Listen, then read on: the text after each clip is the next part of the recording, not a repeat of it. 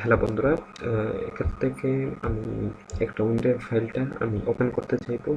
এটা যদি ওপেন করতে সমস্যা হয়, যদি এরকম হয়, তাহলে আমি এর সমাধানটা আপনাদের দেখাবো। যেমন আমি এখানে এই এক্সট্রাক্ট করতে চাইছি, এক্সট্রাক্ট হচ্ছে না, এরকম দেখাচ্ছে।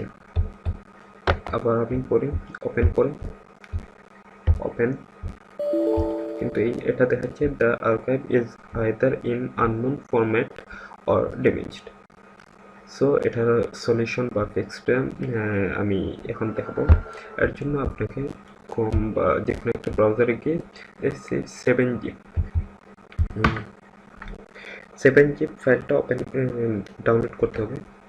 7 জিপ ফাইল, এই যে 7 জিপ প্রথমেই আছে, এটা ফাইলটা আপনার ডাউনলোড করতে হবে, ইনস্টল করতে হবে। এখান থেকে আপনার পিসি অনুযায়ী যে কোনো একটা ডাউনলোড করবেন। আমি প্রথমটা আমার 64 বিট, এটা আমি ডাউনলোড করতেছি। এটা তো এটা আমি ডাউনলোড করার পর এখানে ডাউনলোড হচ্ছে। হ্যাঁ, ডাউনলোড হয়ে গেল। এখন আমি ইনস্টল করব। ওকে, ইনস্টল হয়ে গেছে, এখন ক্লোজ হয়ে গেছে। এখন আমি আবার এই ফাইলে আমি আবার যাব। এখন দেখেন আপনি 7 জিপটা ইনস্টল হয়ে গেছে। যাই হোক, এখন আমি রাইট ক্লিক করি, রাইট ক্লিক, এই দেখেন এখানে 7 জিপটা ইনস্টল হয়ে গেছে, এই জন্য 7 জিপ আসছে। এখন আমি 7 জিপের মাধ্যমে এটা ওপেন করব।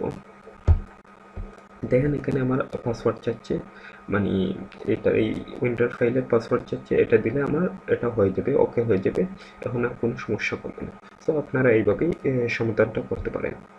ওকে, থ্যাংক ইউ।